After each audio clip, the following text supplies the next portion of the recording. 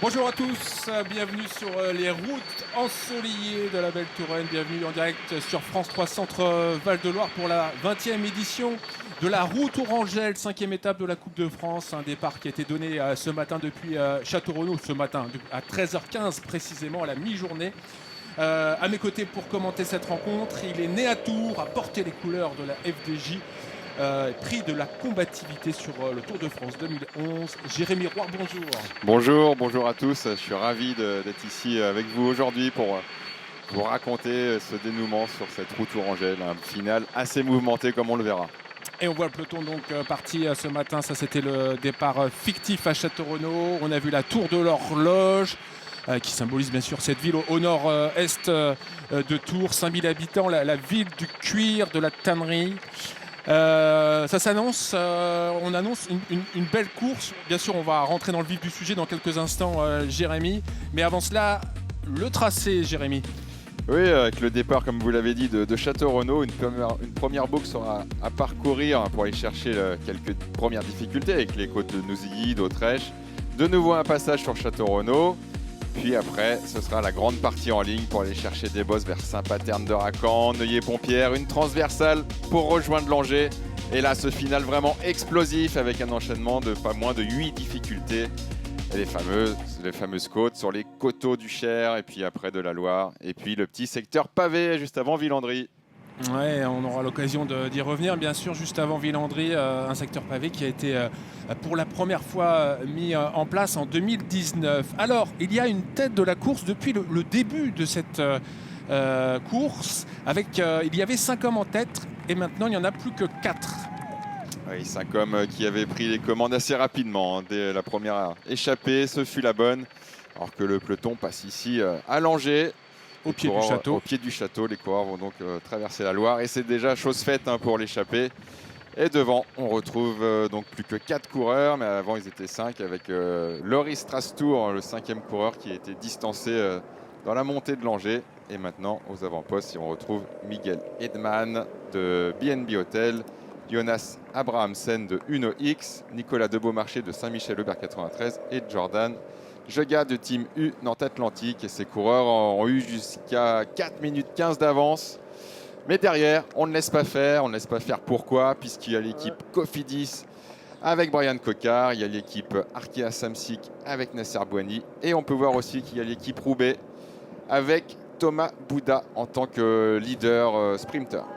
Alors on est habitué à une arrivée au sprint depuis ces dernières années, Jérémy. Évidemment, les équipes de sprinters sont présentes aux avant-postes. Oui, les équipes de sprinters sont présentes aux avant-postes, puisque par le passé, c'est vrai que plus régulièrement, il y a eu une arrivée au sprint. Mais bon, il faut se méfier de ce final, cet enchaînement de plus de 8 difficultés. On n'est pas à l'abri d'une échappée qui aille au bout. Après, c'est tout le temps sur le fil ici. L'an passé, il y a eu un regroupement général à moins de 5 km de l'arrivée, donc ça aurait pu aller au bout. Alors que le peloton emprunte le pont de Langeais et franchit pour la première fois la Loire. Un pont construit sur décision de Louis-Philippe au milieu du 19e siècle. Magnifique pont, tout célèbre, bien sûr, c'est l'image d'Épinal de Langeais quand on pense à Langeais. Alors on voit un peloton relativement groupé, à 2 minutes derrière les échappés. C'est pas encore le train à fond, Jérémy. Non, c'est pas le train à fond, mais le rythme s'est quand même intensifié puisqu'on rentre dans la dernière heure de course.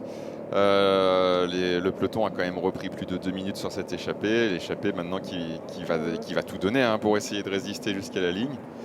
Et un peloton qui doit aussi gérer son retour, parce que s'il revient trop tôt sur les échappées, les équipes qui souhaitent une arrivée au sprint vont se retrouver exposées à des contres. Et ça, c'est le piège. C'est le piège de revenir trop tôt. Donc c'est là toute la particularité de cette gestion de l'effort pour revenir vraiment dans le final à une dizaine de kilomètres de l'arrivée pour essayer de contrôler et éviter de se faire déborder, en fait, puisque là, il ne faut pas oublier non plus qu'il y a surtout 2 équipes favorites, avec l'équipe Cofidis et l'équipe Arkea Samsic. Mais l'équipe Arkea Samsic de Nasser Bouhanni, ils ne sont que 5 au départ. Ouais, c'est toute la problématique de cette journée. Oui, c'est ça, il faut gérer les forces en présence. Donc Nasser est entouré de 4 équipiers. Donc forcément, s'il met plusieurs équipiers à rouler, ça va être des forces vives en moins dans le final pour combler un éventuel trou s'il y a besoin.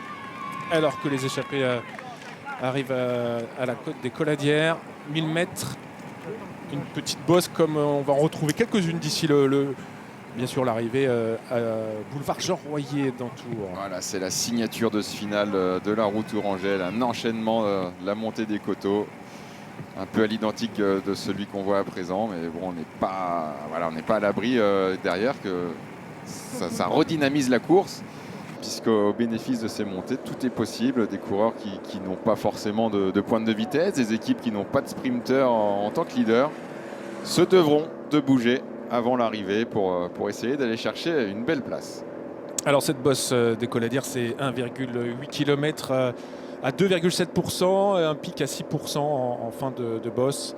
Voilà, elles font toutes à peu près. Je regardais Jérémy en préparant ce direct, 1 km, 1 km 5, c'est pas des bosses qui sont très longues. Hein.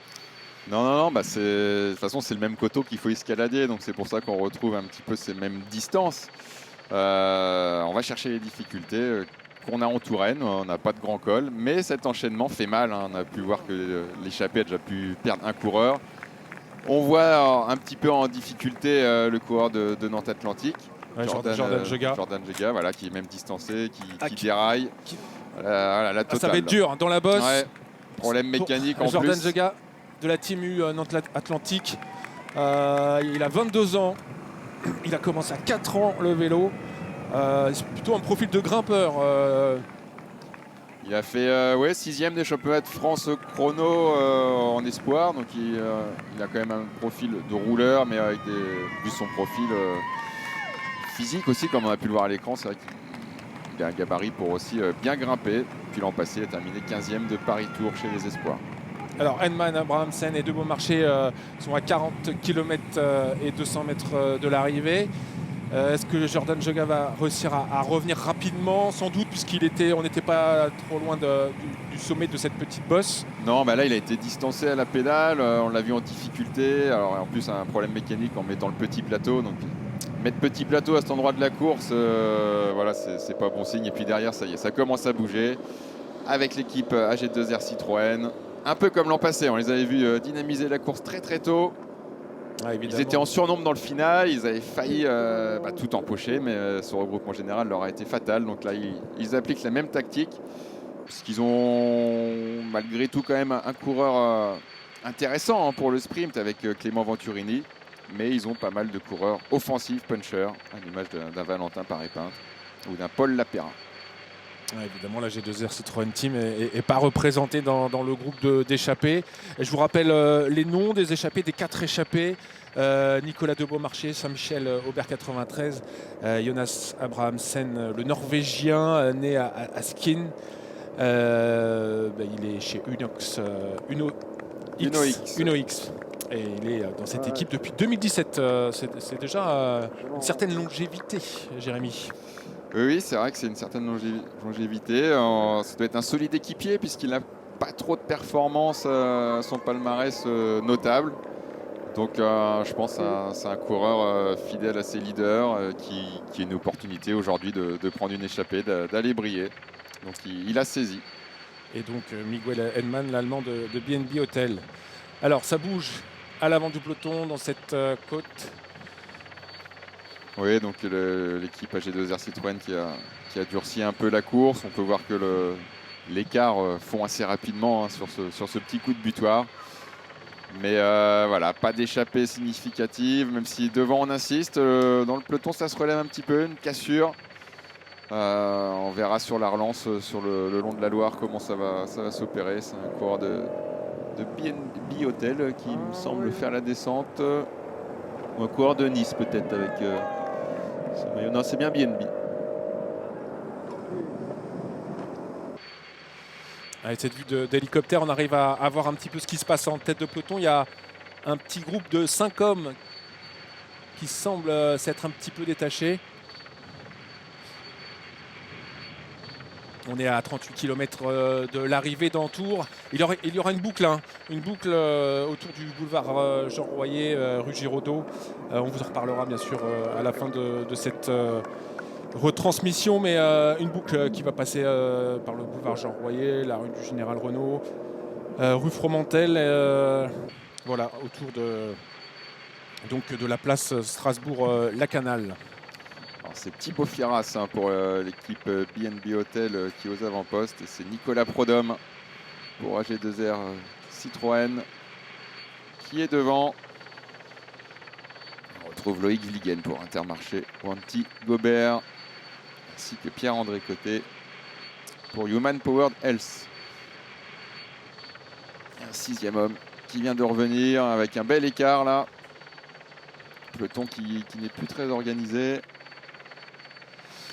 Alors bien sûr la météo est exceptionnelle, parfaite pour la pratique du vélo, mais j'ai envie de dire pas si parfaite parce qu'il y a cette pollution. Jérémy, est-ce que ça peut perturber certains coureurs? Heureusement, on s'attendait à pire. Finalement, la pollution a l'air d'être passée un peu plus bas. Et ce qui est intéressant, c'est qu'un retour du coureur d'Arkea Samsic devant, donc ils ne vont plus participer à la chasse. Il semble avoir reconnu Kevin le Danois. Alors dans le final, ils vont avoir le vent face à eux. C'est un vent de nord-nord-est pour cette fin d'après-midi. Ça relance en tête de peloton avec l'équipe Groupama FDJ. Enzo Paleni, jeune coureur de l'équipe continentale, qui bénéficie aujourd'hui de courir avec l'équipe World Tour. C'est la particularité maintenant avec l'UCI. Les équipes World Tour ont le droit d'avoir des équipes réserves avec des jeunes coureurs. Et en cours de saison, on peut faire l'ascenseur. Comme ça, des coureurs de la continentale peuvent venir aider l'équipe de la World Tour à compléter son effectif. Et vice-versa, un coureur de la World Tour peut aussi venir courir dans une équipe continentale sur un retour de blessure ou pour retrouver des repères. C'est bien pour dynamiser, pour rester un peu dans le rythme. C'est pas figé. Non, c'est pas figé. Et puis ça permet à ces jeunes coureurs aussi de découvrir des courses d'un peu plus haut niveau et de côtoyer peut-être leurs futurs aussi collègues de course, coéquipiers de course. Allez, on retrouve la tête de cette course. Et ils entament donc la côte de la Corderie. Encore une bosse de 1000 mètres, 5% de moyenne, vous le voyez. 5% seulement, mais des passages assez pentus, avec les coureurs piochent un petit peu. Miguel Heidemann qui insiste devant, spécialiste du contre-la-montre, un solide rouleur, vice-champion d'Europe l'an passé par équipe mixte avec l'Allemagne, qui avait crevé au cours de cette course. Un peu avant l'Angers, il a réussi à retrouver sa place sans trop de difficultés, mais c'est toujours des efforts un petit peu superflus, mais bon, il n'a pas choisi, malheureusement, la crevaison. C'est partie des aléas de la course. Et manifestement, alors on ne le voit pas à l'image, mais Loris Strastour doit être intercalé évidemment entre ce groupe de tête et le groupe de 5 coureurs qui vient de se détacher du peloton. Loris Strastour a été distancé un peu plus tôt. Et on me dit qu'il a été repris. Ouais. Et Jordan Gega a été repris aussi. Ça relance encore en tête de peloton, il ne faut pas la laisser partir, cette échappée. Encore de la Cara Rural là.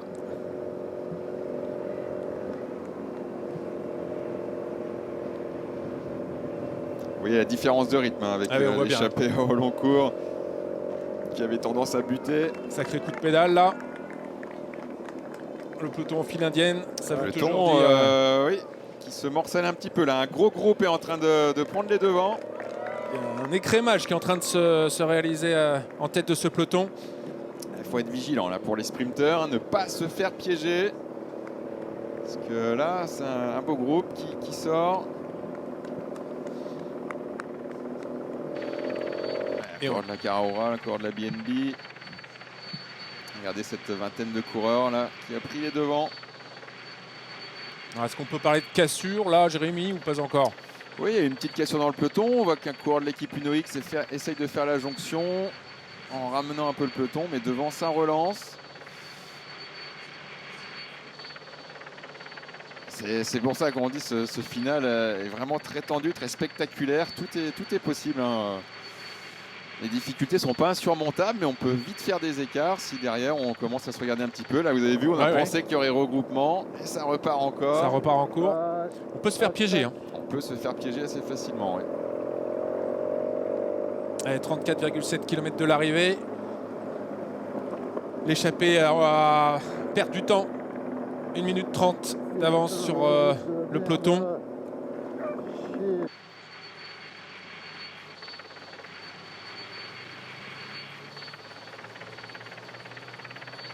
Il n'y a pas d'équipe là qui cadenasse, qui arrive à cadenasser la course. C'est pas évident hein, sur ces coteaux. L'équipe Cofidis a déjà fait beaucoup de travail. Et c'est vrai que s'ils se découvrent trop tôt, c'est le risque de ne plus avoir d'équipier pour aider dans ce final. Donc là, c'est là qu'il faut garder ses nerfs, rester serein, avoir confiance en ses équipiers pour les leaders. Essayer de temporiser tout ça, mais forcément, comme on l'a dit, il y a peu d'équipes à être ultra favorites et des équipes qui n'ont pas forcément de sprinters veulent y aller. En tout cas, c'est une qui relance. Course très, très dynamique. On a assisté à un final passionnant. Vous êtes bien en train de regarder la 20e édition de la Route Orangelle, 5e étape, 5e manche de la Coupe de France. On est ravis de vous le proposer sur France 3 Centre Val de Loire. Finale, oui, je le disais, hein, Jérémy, très très dynamique. Très dynamique, vous voyez, ça relance encore avec AG2R Citroën. Le coureur de l'équipe BNB a un coureur devant, donc c'est pas évident pour lui de prendre le relais appuyé. Mais ce qui est intéressant, c'est qu'on voit que l'équipe Arkea, là, avec Laurent Pichon, suit les coups. Donc cette équipe ne souhaite pas prendre en main la course dans le final, mais c'est normal parce que c'est une équipe où il manque des coureurs au départ. Il n'était que 5 et 4 du coup pour épauler Nasser Bouhanni. Allez, la tête de la course. Les 3 hommes de tête vont bientôt arriver sur Villandry avec ce fameux secteur pavé introduit en 2019, 800 mètres. Alors Bernard Machefer évoquait à l'époque, il avait bien précisé qu'il ne voulait pas évidemment que la Route Orangelle tente de rivaliser avec Paris-Roubaix, mais c'était un beau petit clin d'œil qui a été maintenu. Ouais, ils ont mis ça en place il y a 2 années, je crois. Ils l'ont baptisé le kilomètre en or. Après, c'est vrai que le peloton est un petit peu stressé à cet endroit-là. Il faut être placé, puisqu'après s'enchaîne la montée de Villandry. Ça a été baptisé le kilomètre en or, puisque la particularité, pour l'anecdote, c'est que le premier coureur qui franchit ce secteur, à la sortie, gagne un louis d'or. C'est original. Et quand on sait la valorisation de l'or en ce moment, qui a encore pris de manière exponentielle une croissance, c'est une valeur refuge en ce moment avec la guerre en Ukraine. Puis là, on arrive à un cadeau endroit pour sans doute un des 3 hommes de tête. Un endroit magnifique hein, pour ceux qui connaissent un petit peu la Touraine, à la confluence du Cher et de la Loire. Ouais, c'est somptueux. Au lieu de la Loire à vélo d'ailleurs. Bien sûr. Ça s'est calmé un peu dans le peloton. On voit Nasser Bouhanni qui est remonté aux premières loges. Alors, est-ce qu'il reste quelques échappés? Je ne suis pas sûr. Et la Loire à vélo, développée bien sûr par la région Centre-Val de Loire et qui connaît un franc succès. On peut en parler un petit peu, Jérémy. Il y a plus d'1 million de pratiquants, d'amateurs qui empruntent une portion, qui réalisent l'ensemble de la Loire à vélo. Il faut dire que c'est particulièrement bien aménagé. Oui, très bien aménagé. Ça s'est développé progressivement. C'est vrai que c'est devenu très très attractif. Pour se greffer à n'importe quelle portion du parcours. On peut le faire en 1 fois, en 2 fois, en 20 fois. On trouvera toujours un coin pour rouler. Et puis en plus, la Loire à vélo fait des émules, puisqu'on peut retrouver maintenant aussi le Cher à vélo, la vallée de l'Indre. En Sologne aussi, il y a des parcours qui ont été associés. Et puis c'est voilà, sortie de route là pour un coureur d'Arkea qui s'est fait peur et qui a pas de chute. La Loire à vélo, pour conclure, en famille, c'est formidable si vous pouvez le faire, si vous avez des enfants. Et c'est particulièrement plat, donc n'hésitez pas. On va le revoir à cette image. Alors, on le voit en haut de l'écran, là, il prend un petit peu le sable, il va chasser de la roue arrière. Hop. C'est bon, il n'y a pas eu de chute. Une petite épingle à cheveux là. contre, l'équipe Cofidis est très discrète. Là, on voit Brian Cocard qui est un peu esselé, un peu surprenant. Et l'équipe Arkea qui est obligée de rouler du coup. Alors que certains coureurs empruntent le le bas-côté, la pelouse. La route n'est pas très large, il faut être bien positionné. Donc c'est sûr, pour remonter, il faut trouver de la place. Bon, en cas d'arrivée au sprint, boulevard Jean Royer, Jérémy, il y a deux favoris qui se détachent. Nasser Bouhanni, puisqu'il faut le dire, le vainqueur de l'an passé, Arnaud Desmar, n'est pas là. Il avait choisi Gant Wevelgem cet après-midi. Oui. Donc Nasser Bouhanni, grand favori, et puis Brian Cocard. Ouais, Nasser Bouhanni, Brian Cocard. On espérait avoir Marc Sarrault, qui est malheureusement non partant aussi également. Marc Sarrault qui s'est imposé la semaine dernière à Cholet, Pays de la Loire, devant Emmanuel Morin. Et voici le secteur pavé, le fameux secteur pavé, 800 mètres de longueur, vous le voyez. Légère courbe. Et celui qui sortira premier de ce tronçon remportera un louis d'or. Je viens de regarder, a priori, si je ne me trompe pas, c'est à plus de 335 € le louis d'or. Ça vaut le coup. Allez, attention là, petit virage à gauche au bout. Alors, pour l'instant, ça se passe sans encombre. Ils empruntent même le bas-côté, la terre.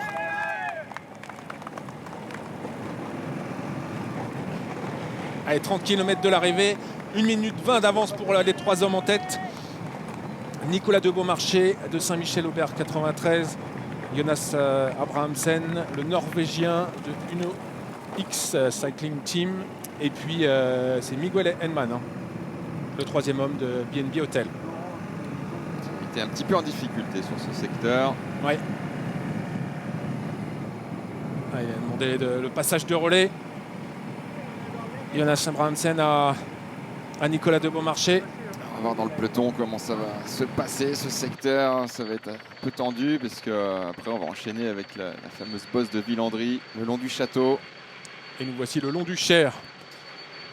Et sans doute Villandry à l'image dans quelques instants. Voici le peloton dans le secteur pavé. Sans trop d'encombre, un coureur d'AG Isère Citroën, Total Energy qui accélère.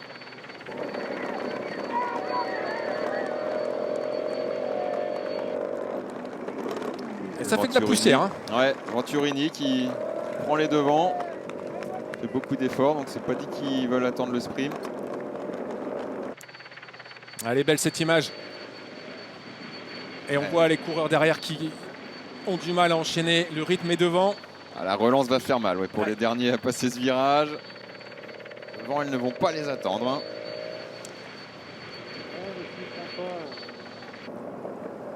Alors du coup, j'ai pas vu qui était sorti en premier de ce tronçon. Pour l'échapper, c'est le coureur du NOX, Abrahamsen. Et c'est Jonas Abrahamsen, effectivement, le Norvégien. Et bien, le voici à l'image. Ouais, ça a l'air d'être le coureur le plus frais devant. Il demande encore des relais. L'écart qui font 1 minute 15. Ouais. Alors que Nicolas de Beaumarchais demande à être ravitaillé. Il a soif manifestement. Ah oui, c'est une journée quand même assez chaude. Les coureurs ne sont pas forcément habitués. Le retour de cette belle météo clémente. Ouais, ça peut surprendre de temps en temps les organismes. Ah, il fait 22 degrés là sur les bords du Cher.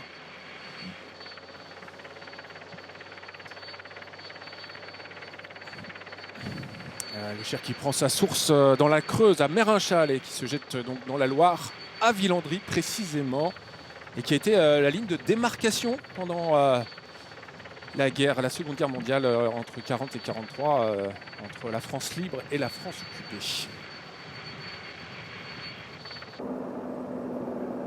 Peloton qui temporise de nouveau avec un coureur qui tente malgré tout de sortir, un coureur de Sport Vlaanderen baloise.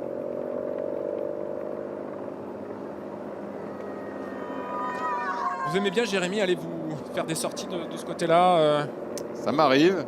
Bon, vu que j'habite au nord de la Loire, c'est un peu compliqué des fois de traverser la Loire en évitant la ville, on va dire. Quels sont les coins que vous préférez en Touraine ? Moi j'aime bien le Vouvrion, c'est magnifique avec les vignes. Après c'est plus facile pour moi aussi étant du nord de Tours. Mais On prend le vent j'ai eu là. écho qu'il y aurait peut-être une passerelle dans les bas de Saint-Cyr, Fondette pour passer la Loire. Donc ça me faciliterait la visite voilà, de ce coin de la Loire à vélo vers Villandry. Vous prenez pas le pont de fil, c'est trop urbain le pont de fil pour vous dans le centre de Tours. Ouais, j'évite d'aller en ville quand on habite un petit peu à la lisière de la campagne. Plus facile d'aller rouler en campagne. Allez, 27 km de l'arrivée et vous voyez le château de Villandry, le château d'Henri Carvalho. Et bien sûr, connu pour ses jardins à la française, le potager, jardin d'amour, jardin de la musique, les 1001 feux, les 1000 feux, c'est début juillet, c'est magnifique, 1000 feux, les bougies sont allumées dans le parc. On ne fait plus la publicité, bien sûr, du château de Villandry, château remarquable quand même, et qui est donc, vous le voyez, très proche du Cher. Et voici la côte du château, 1000 mètres à 6% de moyenne. Ça devrait être une formalité pour les 3 hommes de tête. Oui, qui vont sortir de Villandry, voilà, franchir cette difficulté.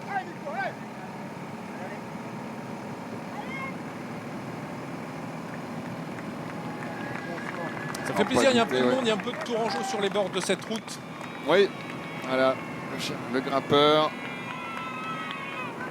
Nicolas de Beaumarchais qui aura presque tout franchi en tête au niveau des classements grimpeurs du jour.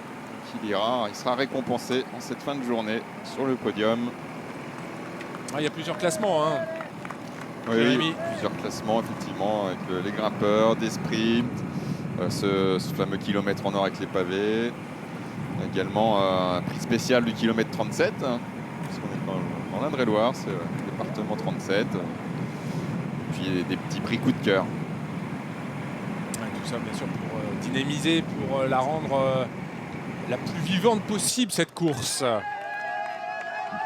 Allez, on retrouve Jens Reinders, toujours intercalé.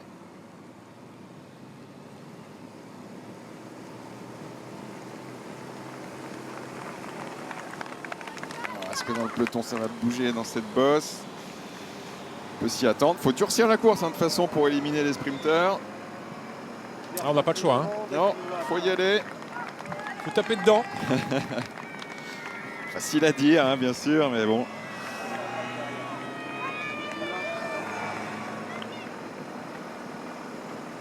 Il emmène un gros braquet là. Il se retourne, ouais. Allez, regardez. Ça se passe de commentaires, la beauté du château de Villandry.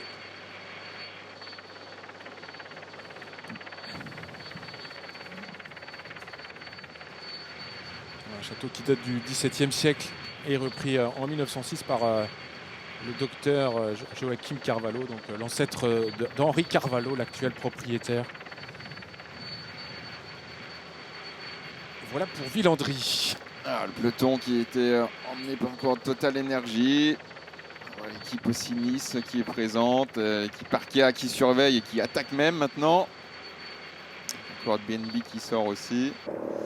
Et toujours l'équipe Cofidis dans un deuxième rideau qui contrôle, qui gère ses efforts aussi, qui compte ses efforts. C'est pas un coureur de l'équipe Arkea, j'ai confondu parce que c'est un maillot de champion.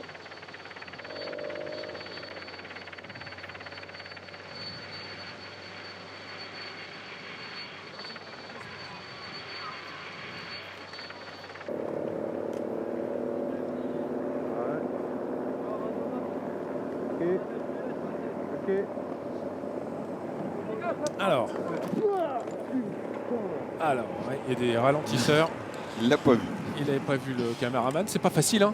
Non, c'est pas facile d'assurer le direct. Et on remercie toutes les équipes techniques de la fabrique qui réalisent cette retransmission pour France 3 Centre Val-de-Loire. Avec Alex Baudin pour la Swiss Racing Academy. Oui. Un maillot qu'on voit pas souvent. Équipe continentale. France 3 qui vous propose de plus en plus du cyclisme et ces épreuves de la Coupe de France qui étaient présentes au Grand Prix de la Marseillaise avec la victoire de Capio, au Grand Prix de Denain, la victoire de l'Allemand Walscheid, qui s'est d'ailleurs, je crois, il a eu un accident, c'est ça Jérémy? Il s'est fait renverser par une voiture le lendemain en sortie de récup. Oui, il se promenait, une voiture l'a percuté, elle a tourné sans le voir. Sans le voir. Il n'y avait rien à faire malheureusement, comme il l'a dit, j'ai rien pu faire, j'ai même pas eu le temps de réagir. Ah, j'ai vu sur les réseaux sociaux que le vélo était complètement cassé et fort heureusement, lui, il n'a rien. Le bonhomme n'était pas cassé, lui, heureusement, oui. Que le vélo. Mais oui, beaucoup de frayeurs. Oui. Beaucoup de frayeurs. Et donc aujourd'hui, nous sommes présents pour la route Tourangelle. Nous diffuserons à France 3 Région et bien sûr France 3 Bretagne le Grand Prix du Morbihan le 14 mai prochain, suivi bien sûr de Trobo-Léon le 15 mai prochain. Donc ce sera ça, ce sont les épreuves de Coupe de France. Et puis on retransmet aussi, Jérémy, avec le rédacteur en chef de France 3 Bretagne, Anthony Masto, le Tour de Bretagne, 30 avril, 1er mai. Belle épreuve de classe 2 qui permet aussi de détecter les champions de demain. Ouais, on sait l'importance du vélo en Bretagne. Hein. Terre de vélo, terre du vélo, c'est sûr. J'ai fait mes classes aussi chez les jeunes. Je connais bien la Bretagne. C'est passionné. Ouais. Toujours de belles courses, de belles organisations.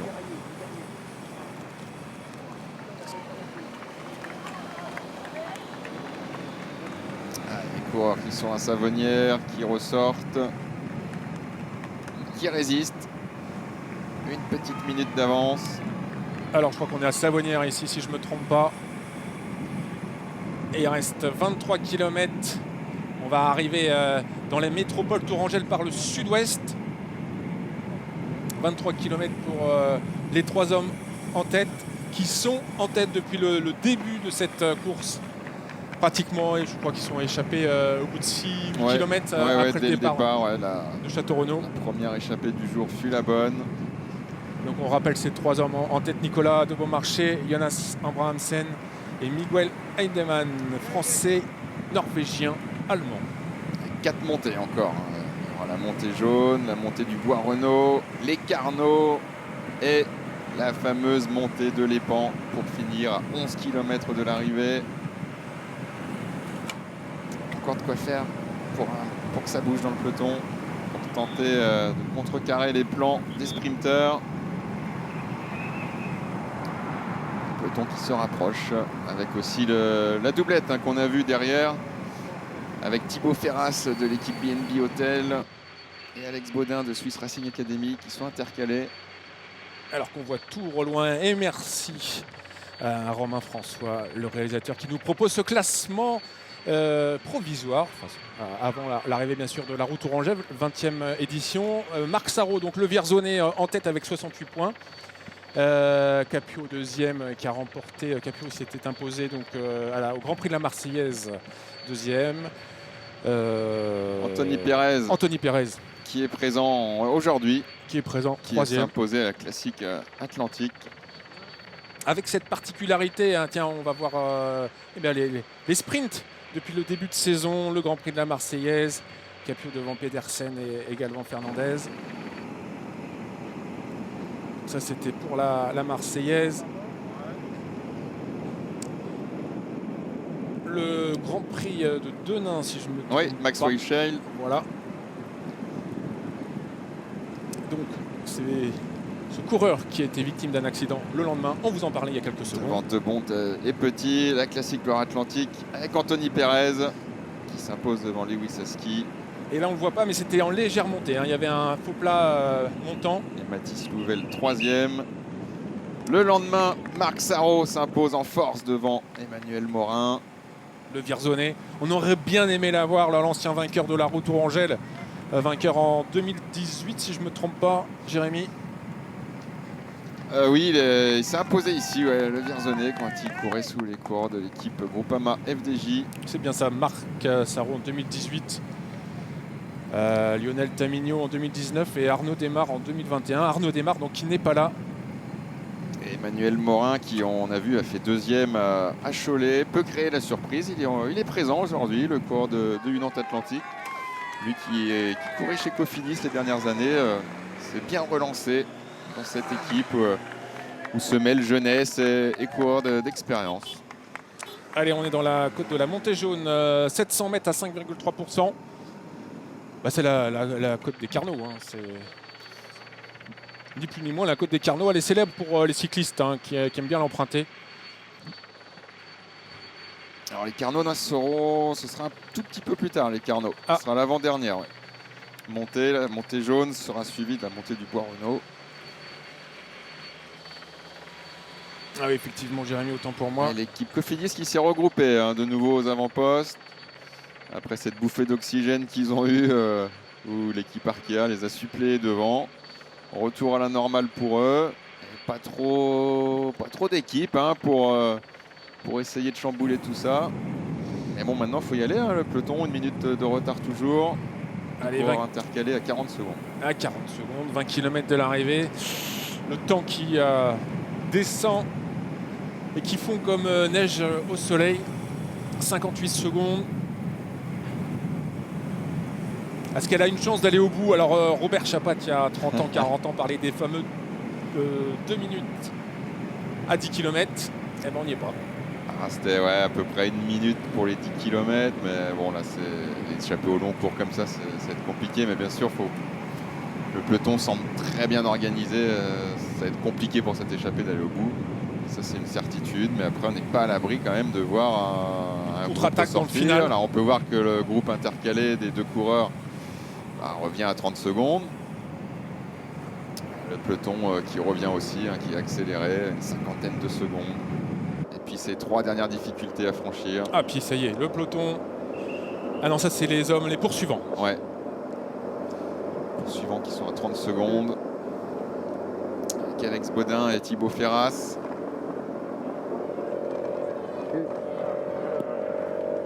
Alors il y a eu un petit événement cet après-midi, Jérémy. Je voudrais qu'on parle de la victoire de l'Érythréen Binyam Girmay. C'est une première hein, dans le World Tour.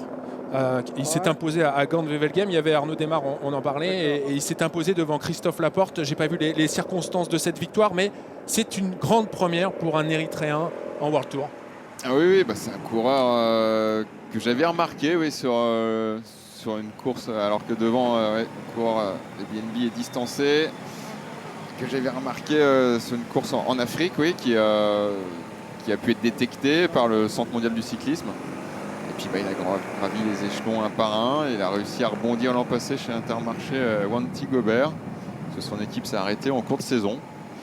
Et puis voilà, aujourd'hui il performe vraiment, très régulier. Il aurait dû être présent ici à la Roue Tourangelle. Mais bon, il a fait un magnifique Grand Prix E3 cette semaine. Cette semaine, oui. Et ce qui fait qu'il s'est découvert des talents de Classic Man et il est resté en Belgique pour ce Gand-Wevelgem. Et bien lui en a pris en sacrée victoire. Hein. On lui sur rend un grand World coup de Tour. chapeau à Binyam Girmay, Intermarché Wanty Gobert Matériaux qui s'est imposé donc cet après-midi à Gand-Wevelgem en Belgique. Devant Christophe Laporte. Un Jumbo Visma qui était les favoris, hein, les Jumbo Visma cet après-midi. Et oui, ils n'ont pas réussi à faire la passe de 3 pour Wout van Aert. Allez, de retour là dans le peloton, ça attaque là encore l'équipe AG2R Citroën. Et cette fois-ci, c'est l'équipe Cofidis qui bouge. Et c'est ce qui fait la singularité de cette épreuve. Un final très mouvementé grâce à cette succession d'une dizaine de bosses. On voit le peloton en file indienne avec des micro-coupures. Qui revient très vite là sur les coureurs intercalés.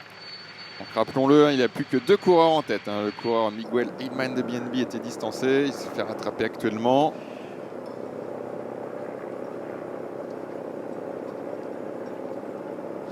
Donc il reste Nicolas de Beaumarchais, Dossard 132 et Jonas Abrahamsen, Dossard 85. 2 hommes en tête avec 27 secondes d'avance. Petite cassure là à l'arrière. Et nous sommes en train de sortir. À 18 km de l'arrivée. On peut peut-être juste parler de l'arrivée proprement dite. Les 500 derniers mètres, Jérémy, on est sur un profil plat. Alors c'est pas l'avenue de Gramont, hein, bien sûr. Non mais c'est tout plat. Les 10 derniers kilomètres sont tout plats. Hein, quand les coureurs vont rechercher les bas de l'Épan. Ils auront la grande avenue de la Gloriette pour aller chercher le circuit final. Le circuit final qui fait 4 km exactement. Alors quelques relances qui rend circuit par endroits un peu technique. Ah, il y aura des virages pratiquement angle droit. Voilà, mais 500 mètres, tout plat, tout droit, avec en visu la ligne d'arrivée. Ouais, dernière ligne droite de 600 mètres précisément avant l'arrivée. Donc place Strasbourg, la Canale, boulevard Jean Royer qui a tant fait pour le sport à Tours au début des années 80. Et là, ça fait pas semblant, hein. Ça relance. Coureur de l'équipe Ponti, coureur de Total Energy, coureur d'AG2R Citroën qui se relaye devant. Et ça se regarde. Des petites cassures derrière. On se relève. Boigny un petit peu piégé, qui faisait confiance à un équipier pour revenir. Brian Cocard est déjà là, pas de souci pour lui. Mais du coup, vu que tout le monde le voit devant, personne ne va l'aider. Eh ben, évidemment. On parle à la radio. Ça devrait rattaquer là sur le côté. Alors c'est Clément Ventironi d'équipe AG2R qui vient se remettre devant. Regardez la cassure derrière. Et là, ça s'entend plus. Ça se relève, donc c'est inévitablement bénéfique pour l'échappée. Ah, là, c'est l'équipe Arkea qui est obligée de rouler, obligée de faire le travail. Donc l'équipe de Nasser Boigny. Ça va être intéressant, la prochaine montée, là. On a vu que ça commençait à fêler hein, la défense. On va voir quelques petites fissures. Nasser Boigny qui remonte à se repositionner pour éviter de se faire piéger une deuxième fois. Et ces deux vaillants coureurs qui résistent devant. 25 secondes d'avance à 16 km de l'arrivée. Nicolas de Beaumarchais, Saint-Michel, Aubert 93 et Jonas Abrahamsen. Uno X Cycling Team, le Norvégien. Le voici à l'image. Ah, ils emmènent quel développement là à peu près, Jérémy? Ouais, sur cette partie-là, c'est un braquet de 53, 53-12, 53-13. Hein, ça roule très très vite. Les coureurs maintenant sont équipés de 53-11, 54-11 aussi, avec un nouveau groupe qui est sorti cette année. Et puis maintenant, le 12 vitesses c'est aussi démocratisé. Donc on retrouve une cassette avec 12. 12 Ouais. Donc sur le pignon, on parle bien du... Enfin, le pignon c'est un Ouais. 11 ou 10 dents, ça dépend du manufacturier. Mais on retrouve 12 vitesses sur la roue libre derrière. Enfin, 12 ouais. possibilités. Ouais. Plus les deux plateaux devant. C'est une évolution constructeur, hein. Ça c'est assez récent. Vous m'expliquiez ça en préparant ce direct? Oui, le 12 vitesses, ça a apparu il y a 5-6 ans pour la route. Ça a d'abord apparu dans le VTT. Et puis tout le monde s'y est mis progressivement jusqu'à cette année où tout le monde est en 12 vitesses. On voit l'échappée qui grignote quelques secondes. 28 secondes d'avance, 30 secondes, 31. Et le peloton s'est remis en état de marche. Ouais, peloton en état de marche pour aller chercher la côte des Carnot. Et l'objectif, oui, c'est de garder cette échappée vraiment sous contrôle, hein, surtout pour les équipes de sprinteurs. Hein. Pour les autres coureurs, il n'y a pas d'intérêt. Le but, c'est de se dégager de ce peloton. Et pour l'instant, pour l'équipe Cofidis, tout va bien. Pour l'équipe Arkea aussi. Et on a perdu beaucoup de monde dans ce peloton. On peut le voir, il manque pas mal de coureurs.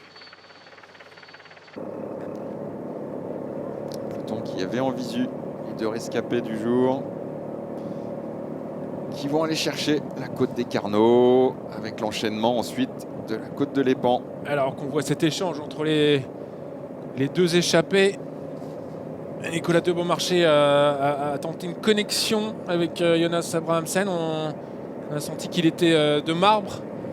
Ouais, ils se regardent, ils sentent bien que ça chauffe derrière. Et puis le but c'est de collaborer le mieux possible jusqu'au bout. Il n'y a pas de question à se poser. Voilà. Faut penser à la victoire à ce moment-là, c'est pas la peine. Ils ne sont pas à l'abri du retour du peloton. Allez, vous regardez la 20e édition, le 20e anniversaire de cette épreuve, la Route Orangelle, organisée par Bernard Machefer, et qui a réussi à faire de cette épreuve une épreuve qui a sa place dans le calendrier de Coupe de France, qui n'a pas toujours été le cas. Ouais, bien sûr, l'épreuve qui a grandi, qui était d'abord espoir, puis amateur, professionnel. Coupe de France maintenant, donc bravo à toute l'équipe de Bernard. Ouais, c'est un énorme travail d'implication à réussir à convaincre les partenaires, les collectivités. Ouais, et conserver tous ces bénévoles pour organiser cette course. Et là, ça monte très très vite derrière. On a pu voir la Cofidis qui s'écarter. Devant, forcément, ça pioche. Ça va vite revenir sur eux. Et c'est la Côte des Carnot avec ce petit pont métallique que vous avez vu. 800 mètres, 7% de moyenne. L'équipe Cofidis qui avait même durci un petit peu. On a vu que c'était assez stratégique. Hein. Beaucoup d'équipes essayaient de placer leurs coureurs, leurs pions devant, comme on dit, pour aborder dans les meilleures conditions cette montée. Alors c'est vraiment les premiers... C'est Pérez. Hein. Pérez qui fait monter Pérez. avec Coquard dans la roue. Ils veulent vraiment mettre à mal les purs sprinters. Bram Welten pour l'équipe Groupama FDJ est bien présent. Le sprinter de l'équipe avec Ramon Silkeldam. Un beau pétard là, ça risque de faire du mal. Ouais, ça va faire du mal. Échappé vraiment en sursis là. Ouais, on voit. Alors comme ils ont moins de 20 secondes d'écart avec le peloton, il n'y a plus de motos intercalées. Ce sont les conditions dans lesquelles nous devons retransmettre cette épreuve, comme toutes les autres du World Tour ou bien sûr de la Coupe de France. Donc vous voyez cette vue d'hélicoptère ou encore de la moto. Ça a cassé. Brian Coquard a pris le relais d'Anthony Pérez. Mais le risque là, c'est qu'ils se retrouvent isolés, là, les deux coureurs de l'équipe Cofidis, et que ça leur débouche derrière les oreilles, comme on dit, que ça rattaque. Bon, ils ont quand même le soutien de l'équipe Groupama FDJ qui roule. Une belle cassure là, il faut insister. Et Anthony Pérez qui est en grande forme, il s'est imposé à la classique Loire-Atlantique il y a quelques jours, c'était le 19 mars dernier, donc sa plus grande victoire de sa carrière. Évidemment, il est aux avant-postes, il a la confiance. Oui, il est en confiance, solide rouleur, solide équipier. On l'a vu aussi sur les routes du Tour de France, malheureusement pour lui. Il avait tout fait pour porter le maillot à poids et il a chuté. Il n'a pas pu finir l'étape, mais bon, il s'est rattrapé par la suite, heureusement. Et voilà, c'en est la fin malheureusement pour cette échappée. À 12,5 km, on retiendra que cette échappée a tenu bien sûr l'essentiel de cette route Tourangelle.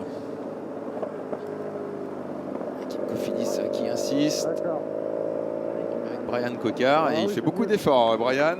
Est-ce qu'il risque de le payer dans le final? Il peut. Faut être vigilant quand même. Hein. C'est pas à lui de faire tous ses efforts. Alors bien sûr, il a envie je pense que Nasser Bouhanni n'est pas présent. C'est pour ça qu'il insiste. Ah, sans doute, hein. Sans doute. Là, le piège, le risque, voilà, c'est qu'un compte parte comme actuellement. Lui, il va pas faire l'effort. C'est ça qui est intéressant. Et coureur de l'équipe Anti fait la cassure à son coéquipier devant. Allez, et on retrouve Loïc Vliegen aux avant-postes. Avec de nouveau Abrahamsen qui insiste. Oui, qui insiste, Abrahamsen. Au groupement général, allez, pour aller chercher cette mythique aussi montée de la côte de l'Épan. Allez, restez avec nous, il reste 11,7 km. Vous regardez le final de cette route Tourangelle, 5e manche de la Coupe de France. Et nous allons bientôt arriver dans le sud de Tours. On a sans doute fait l'entrée dans la métropole Tourangelle via Ballon-Miré. Regroupement général à nouveau, mais l'élastique est bien tendu. Il a déjà cassé à quelques reprises. Il va bientôt casser peut-être définitivement. Est-ce que le peloton va réussir à rester organisé? On voit que ça ressort. Coureur de l'équipe Total Energy, coureur de AG2R Citroën, encore Wanty. Derrière, ça prend toute la route. Grâce à des équipiers, c'est plus dur de sortir. Attention. Ouais, attention, cette échappée de 3 hommes. Ça relance à nouveau. Les coureurs vont virer sur la droite, presque à l'arrêt, pour prendre la montée de l'Épan. Et contre-attaque dans cette échappée. Alors, j'arrive pas à voir précisément. Voilà les coureurs qui sortent de Ballon-Miré. Allez, c'est parti pour la dernière montée du jour. Côte de l'Épan. Côte de l'Épan. Une belle attaque dès le pied là, faut tenir. On voit que derrière un coureur d'AG2R se gare un peu vite. Alors la côte de l'Épan, c'est surtout dans les 200 derniers mètres. On atteint 11%. Grosse attaque de Clément Venturini. Brian Coquard est à l'affût. Ouais, il est à l'affût, Brian. Ils sont dans le dur. C'est là que peut-être va se jouer cette 20e roue Tourangelle. Ça part en costaud. Là, 2 coureurs de Cofidis derrière en plus. Et bien sûr. Cofidis qui travaille pour Brian Coquard. Ils vont pas donner de relais sans doute. Brian est devant, donc est-ce que l'équipier va se sacrifier? Il est devant, Brian. Ouais. Il me semblait que c'est lui là. Enfin là, c'est pas lui qui roule, mais ouais, c'est bien Brian là qui laisse son équipier partir. Ah oui. Et c'est Sandy Dujardin de l'équipe Sandy Total Dujardin. Energy qui est obligé de faire la jonction.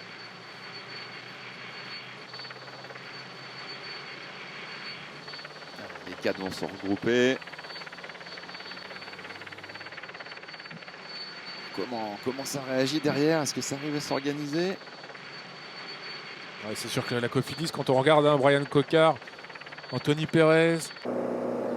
Oh, il y a beau du trou, monde. bel écart. Alors, je cherche le. Oh là là. Oh là, ils ont pris les buissons. La moto a touché le buisson. Ok. J'arrive pas à identifier le coureur qui roule. Ouais. Il est à contre-jour, c'est pour ça. Ouais, c'est bien un coureur de la Cofidis.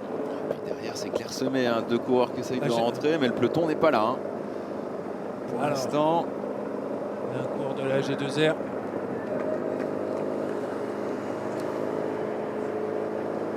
Ah, moto.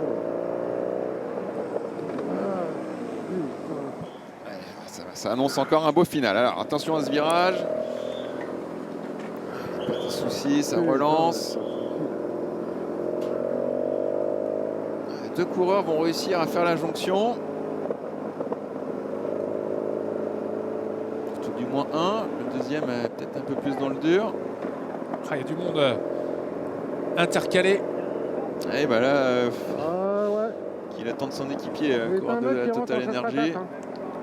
Il avait mis un Ouais. gros relais, c'est dommage. Il aurait pu rentrer un peu plus tôt. Je vais attendre le dernier. Hein.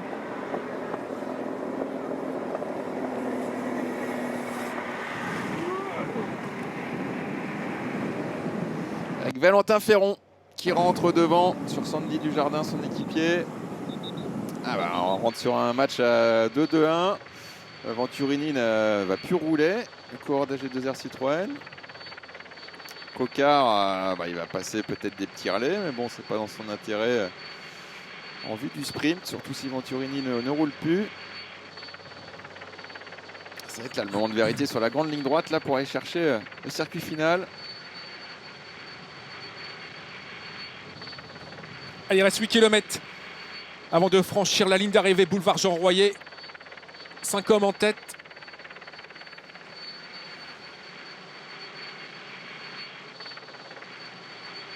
Ça aurait été l'histoire de groupe de 5 hommes aujourd'hui, après la longue échappée du début de course.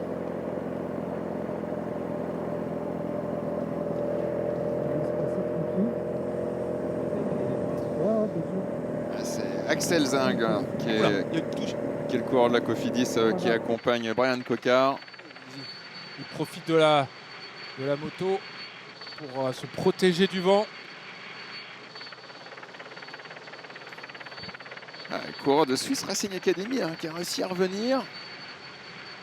Et de nouveau Alex Baudin, après son effort de tout à l'heure. Donc nous avons Alex Baudin Chapeau à lui. de Star 171. Ah ben voilà, merci. Brian Coquard évidemment, il y a 2 Cofidis. Un AG2R Citroën Team. La radio course annonce 18 secondes d'écart. Oh là là, entre ça ces sent bon 6 pour cette coureurs échappée. de tête et le peloton. Il y a pas mal d'équipes piégées là par contre. Hein. Et vous voyez, hein, tout est français dans cette échappée.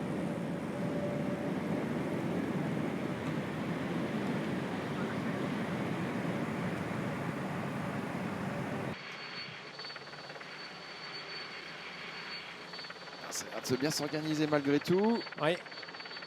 Ah, on est à 6 km 7 de l'arrivée. Alors, est-ce que le peloton est en file indienne? Oui. Oui, il y a bien une équipe qui essaye de revenir. Les 18 secondes, elles n'y sont pas, hein, Ils je sont vous pas rassure là, hein. tout de suite. Ouais. L'équipe Uno X qui roule, l'équipe Arkea forcément. Et là, ils vont bientôt prendre sur leur gauche le pont Saint-Sauveur pour l'entrée d'Entour. L'équipe Groupama FDJ qui est là aussi. Konovalovas avec son maillot de champion de Lituanie. Et deux coureurs pour accompagner Bram Welten. Alors voilà les hommes, le peloton est sur le pont Saint-Sauveur. Ça fait deux équipes vraiment à œuvrer pour revenir. Et oui, ils ne sont pas loin. Est-ce qu'on va assister comme l'an dernier à un regroupement général dans le dernier tour de circuit, enfin dans le seul unique tour de circuit final, dans les 4 derniers kilomètres?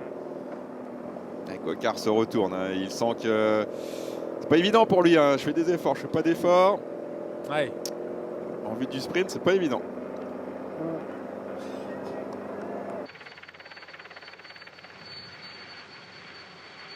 Allez, ça nous promet un final avec du suspense. Et ça, c'est vraiment formidable pour cette retransmission en direct sur France 3 Centre Val-de-Loire. Et puis là, ce qui est intéressant, c'est qu'il y a les échappés à plusieurs cartes, hein. Il y a Coquard à son équipier. Il y a deux coureurs de l'équipe Total Energy, Sandy Dujardin, Valentin Ferron. Donc ça risque pas de se regarder en principe. Donc tant que le peloton là n'est pas revenu, il y a de l'espoir, hein, parce qu'on ce circuit a quand même pas mal de relances, pas mal de techniques. Ah oui. Il y a 6 virages à angle droit.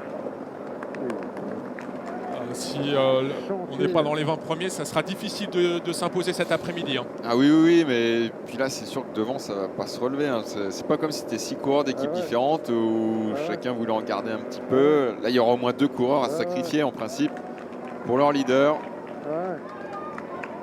Bras de fer. Alors bien sûr, si dans le peloton il y a d'autres équipes qui viennent prêter main forte pour revenir, ça risque de compliquer la tâche à l'échappée. Et là c'est pas évident, hein, pour Coquard. Pas évident de faire des choix, de se livrer à fond ou pas en vue du sprint après. Il a déjà livré beaucoup d'efforts. On va pas lui reprocher, hein, d'avoir été attentiste, bien au contraire. Il ne s'est pas fait piéger, il a réagi au bon moment. Les coureurs qui vont chercher cette ligne droite d'arrivée. Il faudra la refaire une dernière fois. Un seul passage sur la ligne.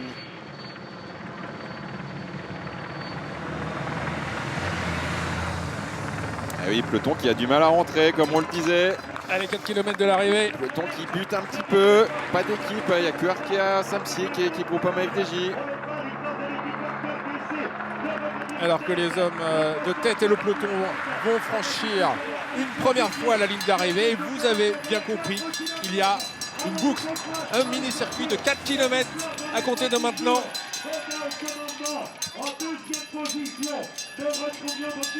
Jérémy, est-ce que les échappés vont aller au bout? Difficile de se prononcer. Difficile de se prononcer. L'équipe Groupama FDJ perd un coureur là sur la ligne. Konovalovas a fini son travail. Alors, c'est tendu, hein. C'est tendu, Benoît.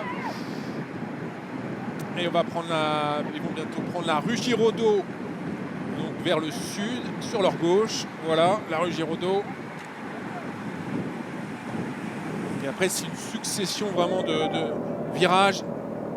Et puis là, oui, pas certain que le peloton n'arrive à revenir. Et puis Axel Zing là se sacrifie, hein, forcément. Bien fallait sûr. s'y attendre. Hein. Fallait s'y attendre. Lui, il va pas compter ses efforts. Tout pour Brian Coquard.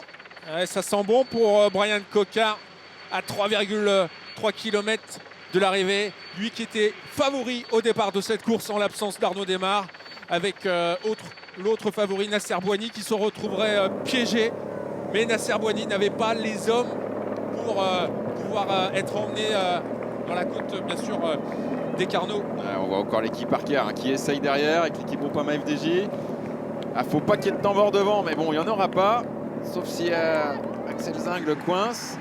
Mais bon, là, derrière, il y aura toujours un coureur de l'équipe Total Energy pour prêter main forte, vu qu'ils sont deux également.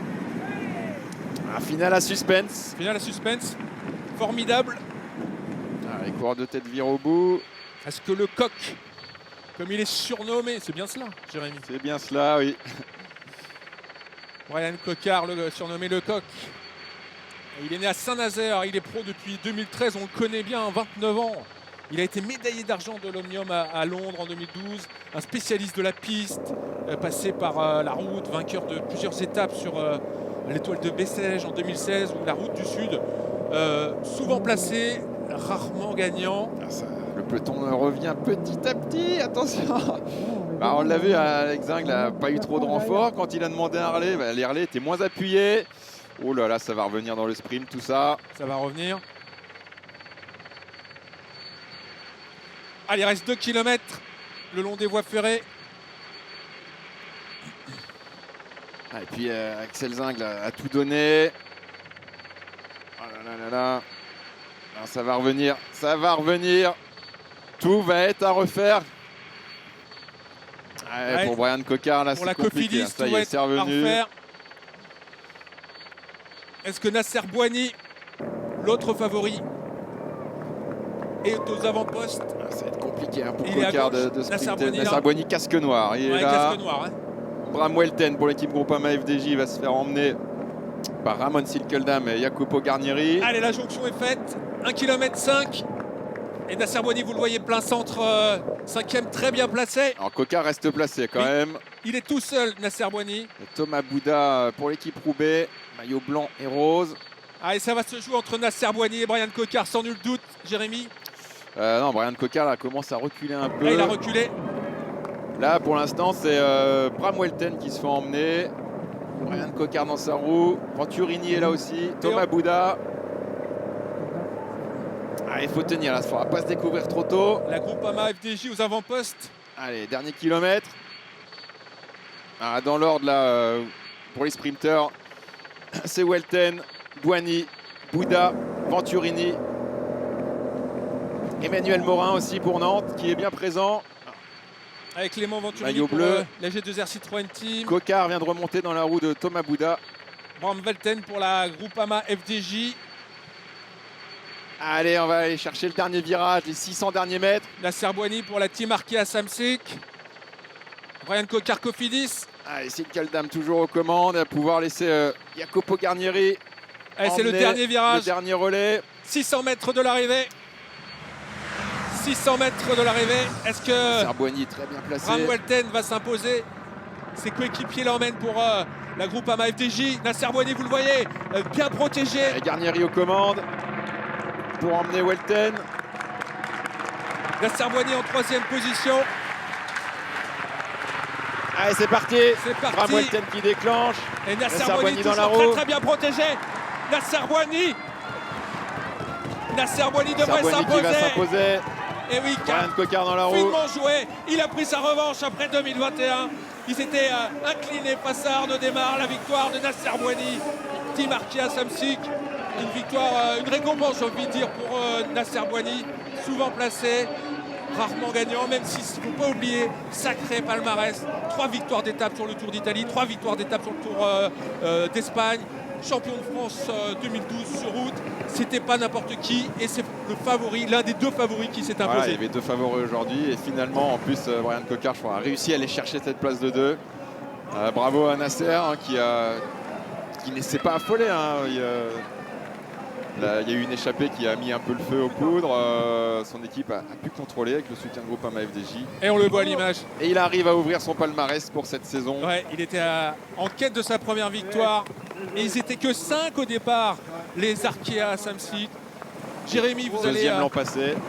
nous quitter pour réaliser les interviews. A tout de suite. À tout de suite. On l'espère bien sûr avec Nasser Bouhanni, sans nul doute. Et si vous pouvez avoir Brian Coquard et puis Bram Welten, ce serait formidable. Et on voit Nasser Bouhanni en l'absence d'Arnaud Démarre. On le sait, ces deux hommes, il y a eu de grandes rivalités entre Nasser Boigny et Arnaud Démarre. Arnaud Démarre qui avait choisi de se présenter à Gand-Wevelgem.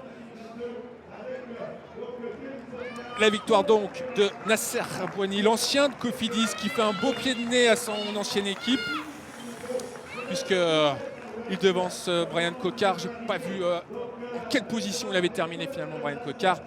Bram Velten de la Groupama FDJ, sans doute deuxième ou troisième. Allez, on revoit ce ralenti. Vous voyez en troisième position Nasser Boigny, parfaitement protégé, même si on était sur une ligne droite dans un axe est-ouest. Donc le vent venait vraiment, était dans le dos au moment où vous voyez ces images. Et Nasser Boigny qui va déposer littéralement Bram Velten. Et vous le voyez, le dossard 41, c'est Barnabas Pic. Non, 31.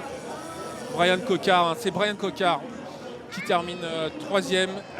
Donc Nasser Boigny, premier.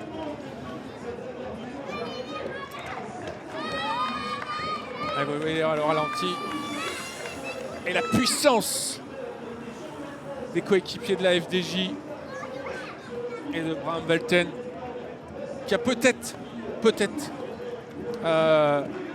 démarré ce sprint un peu trop tôt, beaucoup trop tôt pour pouvoir s'imposer face à Nasser Boigny, qui assez facile. Hein. Nasser Boigny se relève. Et on va voir le classement officiel de cette arrivée. Nasser Boigny, premier donc victoire ici à Tours pour la 20e édition de la Route Tourangelle. Brian Coquard, deuxième Cofidis. Dujardin, troisième. Et Velten n'est que sixième, Venturini septième. Voilà pour ce classement donc de cette arrivée au sprint une nouvelle fois, comme les précédentes éditions, entre Château-Renaud et Tours. Et on a eu un superbe final, mouvementé. C'était vraiment très appréciable, très agréable à regarder. On ne s'est pas du tout ennuyé dans ce final proposé au sud-ouest de Tours, avec une dizaine de bosses à enchaîner. Et la victoire donc du favori, les deux favoris aux deux premières places, Nasser Boigny, Brian Coquard.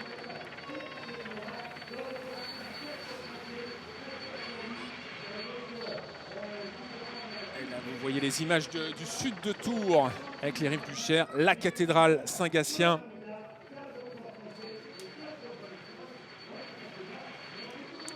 Cathédrale bien sûr au style flamboyant.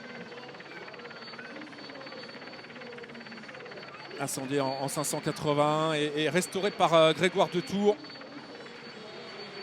Avec ces deux tours, vous voyez, il y en a une qui est légèrement plus haute que l'autre.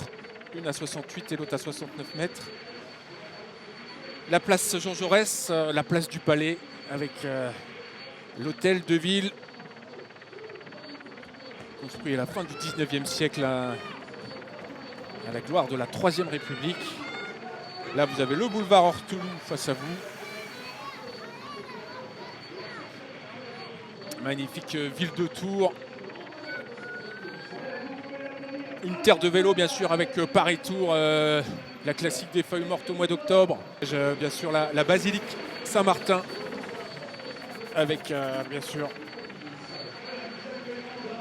le tombeau de Saint-Martin. Et vous voyez Saint-Martin qui trône au-dessus de la basilique. Allez, Jérémy Roy, vous êtes avec le vainqueur Nasser Boigny. Oui, tout à fait. Nasser, félicitations. Nasser, tu tournais autour de la victoire depuis le début de saison. Deuxième l'an passé, j'imagine que c'est un immense soulagement aujourd'hui pour toi.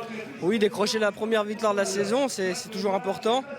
Et je tournais beaucoup autour avec des deuxième et troisième places et j'arrivais pas à concrétiser, donc je suis content de remporter cette première victoire cette saison. On a vu un final très tendu. Comment tu as pu gérer? Est-ce que ton équipe, vous étiez que 5 au départ, il y avait un peu le feu dans le final. Tu as été confiant pour une arrivée au sprint ou tu as essayé d'activer les choses auprès de tes coéquipiers? C'est vrai que malheureusement on n'était plus que 5 au départ. Donc Cofidis a contrôlé quand même une bonne partie de la journée. Les 100 premiers kilomètres, on n'a mis personne à rouler. Ensuite Kevin Le Danois a été relayé avec Cofidis à l'avant, mais c'était compliqué parce que tous les enchaînements de montée, il y avait beaucoup de mouvements. Et mes coéquipiers, je leur avais dit que l'important c'était que ça arrive au sprint et quitte à me débrouiller tout seul dans le final. Il fallait vraiment qu'on cadenasse toute cette partie des pavés jusqu'à arriver ici à Tours dans le circuit, quoi. Et le dernier relais de Kevin Vauquelin pour revenir sur l'échappée était très important aussi, et Laurent Pichon sautait aussi dans les coups pour casser les attaques. C'est vrai que c'était une belle gestion, du coup tu t'es débrouillé tout seul pour le sprint. Il n'y a pas eu trop de soucis de placement ou pour lancer ton sprint, ça a été? Il y avait encore l'échappée qui avait encore de l'avance au dernier tour, donc il y a Laurent Pichon et Kevin Vauquelin qui ont tout donné vraiment pour reprendre l'échappée. J'ai vu que la FDJ pour Bram Welten avait encore Jacopo Guarnieri et Sinkeldam. Donc je me suis mis derrière eux, en fait, je m'en suis servi en poisson pilote. Je me suis dit il faut que j'arrive à rester derrière pour pouvoir démarrer mon sprint au bon moment. Merci, et la suite du programme maintenant, Nasser? La suite du programme, ce sera le Grand Prix de l'Escaut et les Tours de Turquie. Félicitations encore. Merci. Félicitations à Nasser Boigny, un des personnages du peloton depuis maintenant une dizaine d'années, vainqueur ici donc à Tours. Le classement est donc de la route Tourangelle. Vous voyez Nasser Boigny, on vous repropose ce classement. Brian Coquard en deuxième position et Dujardin en troisième. Velten qui était aux avant-postes finit sixième et Venturini septième. Il nous reste quelques secondes avec vous ici à Tours, les rives du Cher. Pour vous rappeler que le 1er avril, il y aura la route à Delhi, Paris-Camembert le 12 avril, et puis diffusion sur France 3 du Grand Prix du Morbihan le 14 mai et de Trobro-Léon le 15 mai. Soyez au rendez-vous sur France 3 Bretagne ou sur le site internet de France 3 Bretagne. La victoire de Nasser Boigny, très belle victoire du Français. Et voilà, vous revoyez cette victoire depuis la vue d'hélicoptère. Voilà pour cette 20e édition qui sacre donc Nasser Boigny, qui était passé à côté l'an dernier derrière Arnaud Démare. Belle victoire. Nasser Boigny qui a su se protéger et qui a été malin avant de s'imposer boulevard Jean Royer. Alors vous voyez le classement provisoire de cette Coupe de France après 5 épreuves. Marc Sarrault, le Vierzonais, est toujours en tête avec 68 points. Capio deuxième, Brian Coquard troisième et Nasser Boigny cinquième. Voilà, nous étions très heureux de vous proposer cette retransmission de la 20e route Tourangelle sur l'antenne de France 3 Centre Val-de-Loire. La victoire de Nasser Boigny devant Brian Coquard en l'absence d'Arnaud Démare. A très bientôt, vive le cyclisme et vive le sport.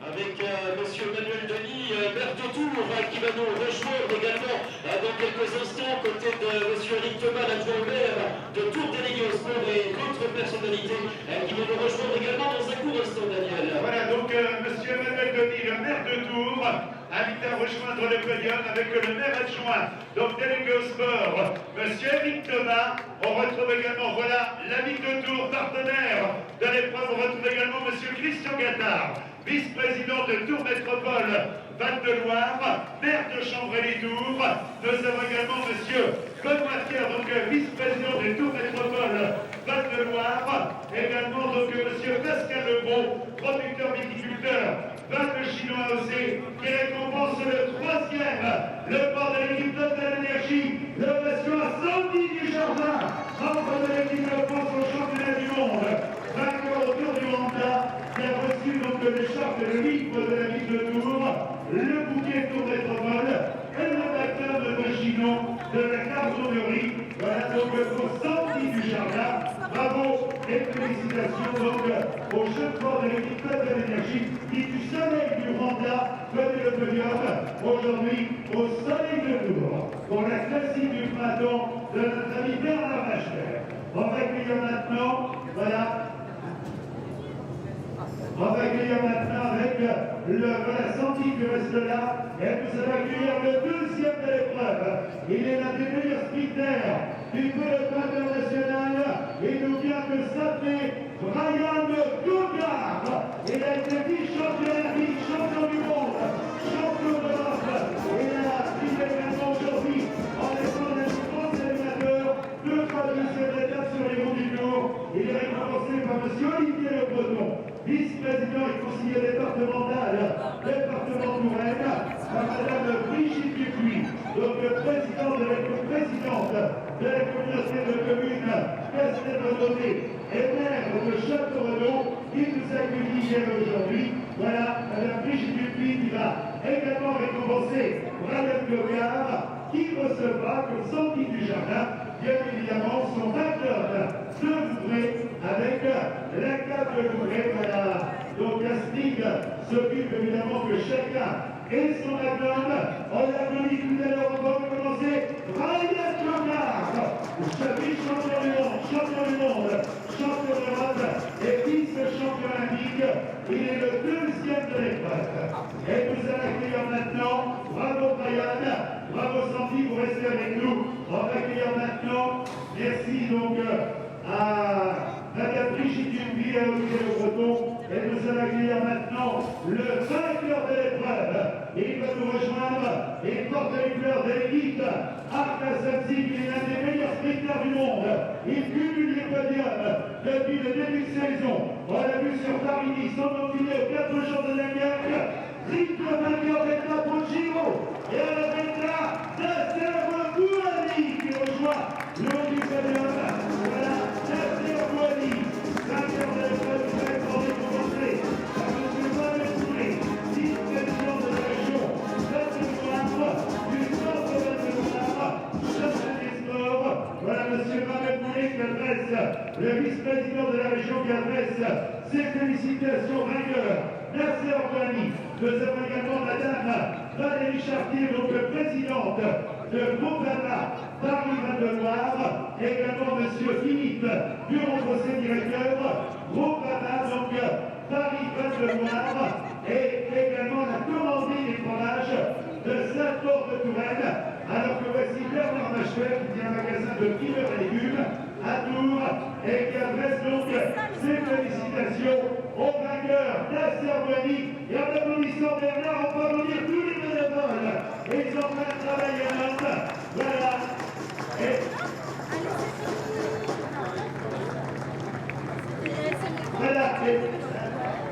Voilà, le vainqueur qui nous vient d'Issoula, le vainqueur du trophée Madoucané, vous pouvez l'applaudir. Il s'appelle Yves Boucher, il nous vient d'Issoula, et il se rappellera d'Agogo, où il aperçoit Brian Gogard deuxième, Nasser Bouhani vainqueur, et donc l'épreuve à Sandy du Jardin troisième. Allez, on est vraiment à l'applaudir les 3 premiers, un grand bravo donc, voilà, Bernard Macher est à heureux, Nasser Bouhani, Brian Gogard, et Sandy du Jardin sur le podium. Ça convient évidemment une superbe course. Et si vous voulez bien, après avoir applaudi les coureurs, je crois qu'on va applaudir tous les bénévoles. Sans bénévoles, il n'y a plus de sport en France. Un grand bravo à Bernard, à son équipe de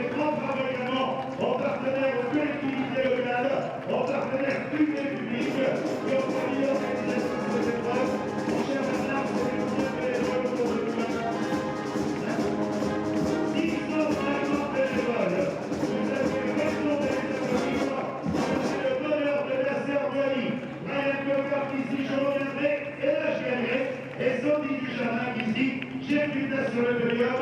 Il a croisé Jean-Pierre Guillaume, l'enfant du pays, 7 fois vainqueur d'étape sur les gros du tour. Mon cher Damien, on peut dire que c'est un beau podium que nous avons.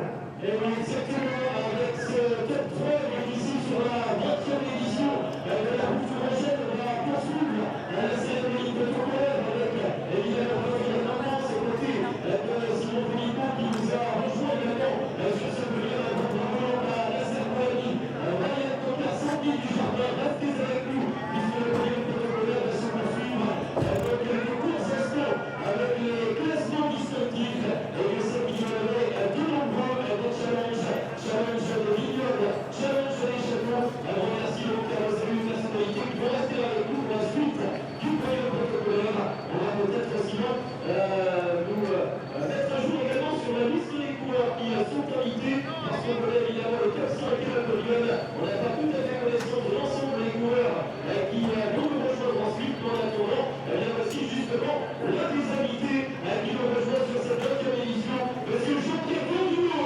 Nous en parlons tout à l'heure. Voilà que je vous donne l'appeler chaleureusement. Jean-Pierre qui a vécu donc cette belle épreuve de la route tourangelle. On va se tourner vers Jean-Pierre, illustre champion donc du cyclisme, de notre cyclisme national. Le regard de Jean-Pierre Guillaume sur cette épreuve de la route tourangelle où chaque année dans le village on se régale. Donc, je suis régalé toute la journée, parce que je ne fais pas ma vie. C'est très bien, j'ai fait,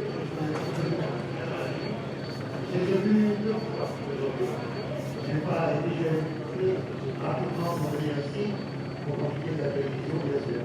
Belle épreuve, surtout la finale, à l'écoute de l'écran, à l'écoute de bravo, je vous remercie. Voilà, on salue Daniel Manchas, également le TGV des skippers qui va prendre son train tout à l'heure alors que Simon on poursuit le podium protocolaire avec Simon Nasserwali qui nous rejoint le vainqueur. Donc le Manu pour le leader de la Coupe de France, FDJ, donc être récompensé par Alain Chloé, secrétaire général de la Ligue nationale de cyclisme, accompagné de Bernard Machefer, donc le directeur d'organisation, également.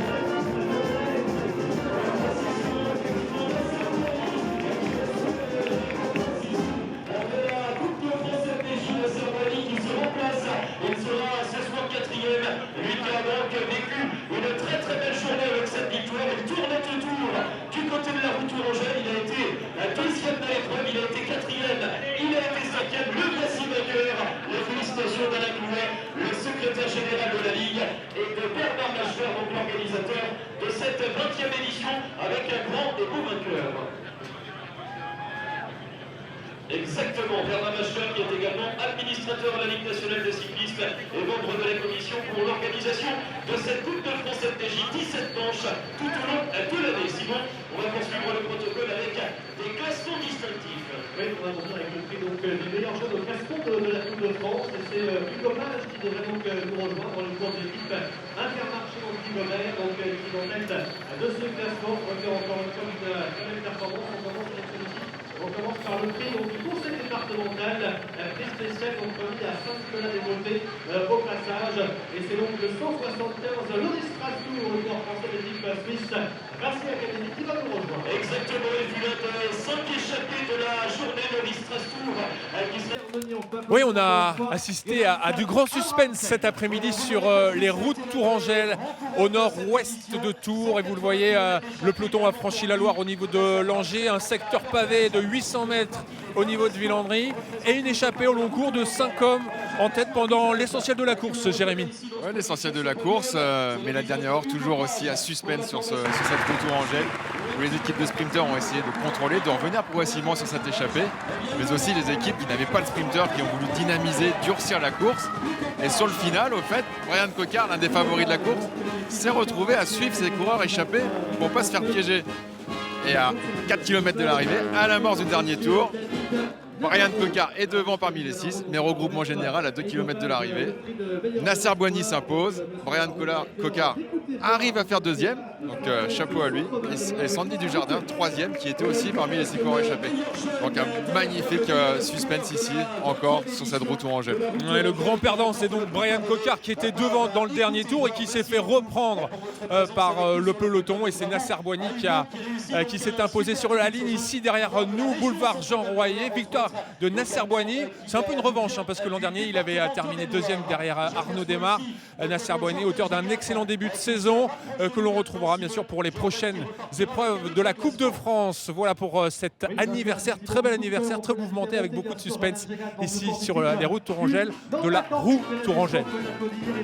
Monsieur Pascal Legros, producteur viticulteur, vin de Chinon AOC pour la remise du Magnum de Chinon. Félicitations donc à ce jeune coureur de l'équipe du Team Atlantique, Jordan Zegat. Et donc pouvoir rester sur le podium, Jordan Zegat, puisqu'il est également le vainqueur du coup de cœur de la petite commune. Donc Caltiné Chevalier, fils de Racan, d'Arrêt, donc il va être également à nouveau récompensé sur le podium de l'épreuve. On va accueillir Madame Isabelle Sénéchal, déléguée communautaire donc, de la petite commune Caltiné-Choisy-Racan et maire de Saint-Laurent-Caltiné. Monsieur Alain Drouet, donc vice-président de la commune Caltiné-Choisy, et Monsieur Pascal Legros, producteur de vin, donc de Chinon AOC domaine de la Gardonnerie, pour récompenser une nouvelle fois donc Jordan Zegat, le corps du team du Nord-Atlantique. Voilà, tout le coup de cœur donc ici pour Jordan Zegat, le coureur du Morbihan, le coureur breton donc, qui s'est illustré, il était dans l'échappée dite matinale, il a fait partie des 5 unités de tête écartées sur un problème de dérailleur, j'ai eu l'impression tout à l'heure, le dérailleur électrique donc du coureur de Nantes-Atlantique, mais en tout cas, belle performance et nos applaudissements, encore une fois aux côtés de personnalité partenaire présente parmi nous. Alors on va retourner dans les coulisses du podium pour savoir où on est au niveau des récompenses. En tout cas, félicitations bien sûr au team Nantes Atlantique qui effectue un magnifique début de saison avec des équipes qui a été promue durant l'hiver donc au niveau continental et qui réalise un très bon début dans les rangs professionnels. Et donc on va accueillir je crois l'ensemble des élus Bernard Machefer également pour le mot de la fin. Voilà, bien on va effectivement donner le micro à Bernard Macher dans quelques instants, l'organisateur de cette 20e édition de la route Tourangelle, édition anniversaire. Bernard, à chaud, le sentiment du président du comité d'organisation à la tête de 650 bénévoles, à chaud, au propre et au figuré, le sentiment sur cette épreuve. Eh bien, écoute, c'est une belle réussite exceptionnelle de 50%. On a vu énormément de monde sur le circuit. Alors moi, on va se rapprocher un petit peu là, du podium. Là. Et je voudrais remercier Brigitte Dupuis, qui est madame le maire de Château-Renaud et le président de la communauté de communes du Castel-Renaudais, avant le conseillère départemental. Donc, un accueil formidable, une mise à disposition des services et tout. C'est vrai que c'était magnifique, là, tout ce qu'on a vécu avec le village. Matin, le monde qu'il y avait, et franchement, on a été accueillis avec un mot, Brigitte. Eh bien écoutez, oui, c'était vraiment pour le 20e anniversaire de la route Tourangelle un moment exceptionnel, un moment formidable. Alors merci à toi, surtout Bernard, et à toute ton équipe, les 600 bénévoles qui t'entourent, vous avez fait un super travail. J'en profite aussi pour remercier tous les agents de la commune qui ont participé en effet à l'organisation, parce que tu verras Christian, c'est pas rien, tu peux déjà commencer à t'y mettre là. Mais vraiment, merci aussi bien sûr à tous les coureurs. On a vraiment passé un moment formidable, aussi bien pour les grands que pour les petits, parce qu'il faut savoir quand même que c'est vraiment un beau moment pour tout le monde, une belle aventure humaine avant tout. Et franchement, merci Bernard à toi et à toute ton équipe, merci à la route Tourangelle et bon anniversaire pour ces 20 ans. Oui, merci Brigitte.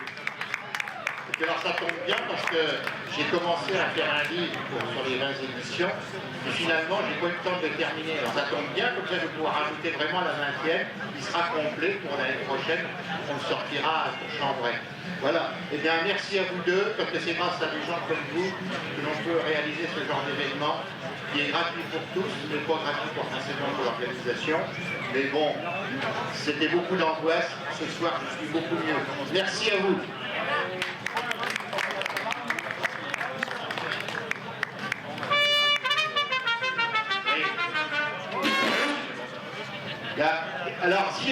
bénévoles, la bande là, si vous voulez venir faire un. Et puis en même temps, j'ai Eric Thomas qui est à côté de moi, et je voudrais, je sais pas si la personne de... D'accord. Donc ce matin, je voudrais faire un petit... Bon, il y a tout. Le public a disparu en grosse partie, car c'est une noire de monde, tout le boulot envoyé. Mais ce matin, avec on a fait un hommage par solidarité à l'Ukraine, parce que si on est dans la réjouissance, c'est pas forcément chez eux le même scénario. Et ce matin, il y avait des familles ukrainiennes qui ont été accueillies à Château-Renaud. Donc on a joué l'hymne ukrainien avant de partir. Et ce soir, avec la ville de Tours, qui elle aussi fait beaucoup pour accueillir les Ukrainiens à Tours. Donc je voudrais aussi les remercier. Donc finalement, du départ à l'arrivée, la solidarité elle est présente. Donc merci à vous tous et merci à la ville de Tours et tout ce que vous faites pour l'accueil des services techniques. Voilà. Et logistique, pardon. Ne gêne pas. Alors, si vous voulez jouer un morceau, allons-y, à tous nos bénévoles, parce que... Voilà, merci. Allez, merci beaucoup Bernard, merci donc à l'ensemble des acteurs de cette organisation. On vous souhaite une belle soirée, une bonne fin de journée, et donc à l'année prochaine.